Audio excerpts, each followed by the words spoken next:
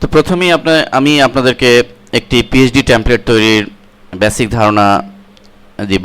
যদিও আমাদের পরবর্তীতে একটি পিএইচডি টেমপ্লেট কিভাবে ফটোশপে তৈরি করতে হয় সেটি বিস্তারিত স্টেপ বাই স্টেপ টিউটোরিয়াল রয়েছে। আমি শুধু বেসিক ধারণাটি দিব যে কীভাবে আপনি একটি পিএইচডি টেমপ্লেট তৈরি করবেন, যেমনটি আমি এরকম করেছি, এবং আমি মূলত এটির কনভারসেশন প্রক্রিয়াটাই স্টেপ বাই স্টেপ দেখাবো। তো প্রথমেই আমাদের মনে রাখতে হবে যে আমাদের যে ব্যাকগ্রাউন্ড যে সাইজটি থাকবে সেই ব্যাকগ্রাউন্ড সাইজটি আমাদের ওয়াইড যেন 960 থাকে। এটা ওয়েব স্ট্যান্ডার্ড একটি সাইজ 960। আমরা যদি একবার দেখে নেই ইমেজ সাইজ, লক্ষ্য করুন আমরা ওয়াইড দিয়েছি 960। হাইট আপনি আপনার ইচ্ছা মতো দিতে পারেন। আমি 800 দিয়েছি, আপনি 1000 দিতে পারেন, 1200 দিতে পারেন, সমস্যা নেই।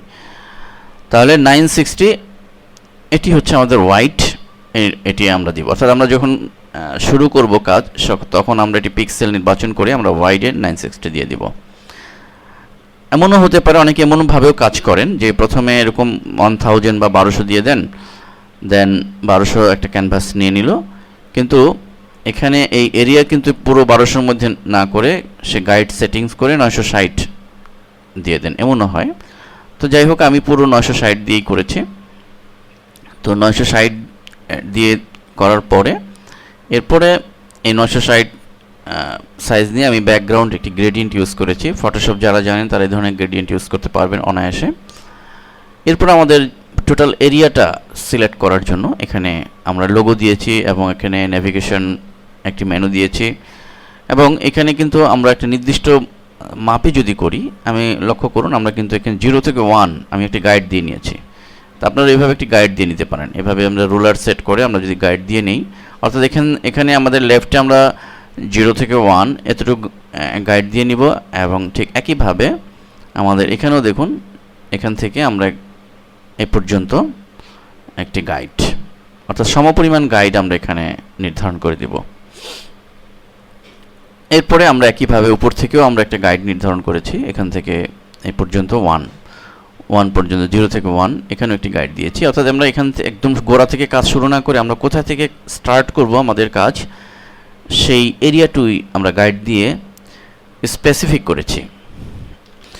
এরপরে আপনি টেমপ্লেট করার সময় আমাদের মনে রাখতে হবে যে প্রতিটা আমাদের অবজেক্টকে আমরা একটা নাম দিয়ে ডিফাইন করব যেন আমরা বুঝতে সুবিধা হয়। যেমন আমি এখানে একটি লোগো নাম দিয়েছি, এই লোগো নামে এটি আমরা সেভ করেছি। নেভিগেশন, এটি যেহেতু একটা নেভিগেশন অতএব আমরা নেভিগেশন নাম দিয়েছি, বুঝতে সুবিধা হবে আমাদের। এটা কন্টেন্ট এরিয়া অতএব কন্টেন্ট ব্যাকগ্রাউন্ড নাম দিয়েছি। এটি ফুটার এরিয়া অতএব এটি আমরা ফুটার নাম দিয়েছি। এরকমভাবে নির্দিষ্ট কোনো নামে আপনি লেয়ারগুলোকে সিলেক্ট করবেন। এভাবে আপনি যখন কোনো পিএইচডি টেমপ্লেট ডিজাইন করবেন, প্রথমে আপনি আগে কাগজে কলমে একটা লেআউট দাঁড় করিয়ে নেবেন যে আপনি কিভাবে কাজ করবেন। একটা প্ল্যান প্রিপারেশন আপনি নিয়ে নেবেন। প্রথমে একটা প্ল্যান দাঁড় করাবেন যে আপনি আপনার সাইজ কত নেবেন। যেমনটি আমি নিয়েছি 960, ওয়াইডে, হাইটে 800। ঠিক এরপরে ব্যাকগ্রাউন্ড কালার আপনি কী নেবেন সেটি ডিফাইন করবেন। যেমন আমি এখানে হলুদের সাথে হোয়াইট ব্যাকগ্রাউন্ড। লোগো কী নেবেন সেটি কোথায় রাখবেন। এরপরে নেভিগেশনটা কোন সাইডে রাখবেন, যেমনটা আমি রেখেছি। নেভিগেশনের কালার কী হবে, এটি প্ল্যানটা আগেই আপনি কাগজে কলমে করে নেবেন, তাহলে আপনার কাজ করতে সুবিধা হবে। দেন এরপরের এরিয়া বডির এরিয়া যেটি রয়েছে, বডির এরিয়াতে আমি যেটি করেছি যে এখানে একটি বডির ব্যাকগ্রাউন্ড দিয়েছি, যেটা কন্টেন্ট ব্যাকগ্রাউন্ড আমি নাম দিয়েছি। এরকমভাবে আপনি একটা প্ল্যান আপনি দাঁড় করাবেন যে কন্টেন্ট ব্যাকগ্রাউন্ড আমি দাঁড় করিয়েছি। দেন কন্টেন্ট ব্যাকগ্রাউন্ডের মধ্যে আমি দুইটা ভাগ করেছি, একটি হচ্ছে টেক্সট এরিয়া আর একটি ডান দিকে ইমেজ এরিয়া।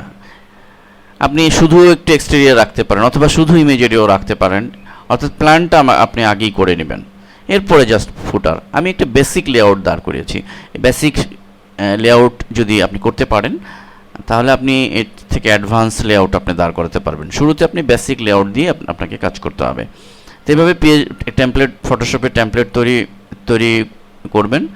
দেন এর পরের প্রক্রিয়াটি হচ্ছে এটি স্লাইসিং করা, আমরা HTML-এ কনভার্সন করার জন্য। তাই আমি পরবর্তী লেসনে আপনাদেরকে স্লাইসিং কীভাবে করতে হয় সেই প্রক্রিয়াটি দেখাবো।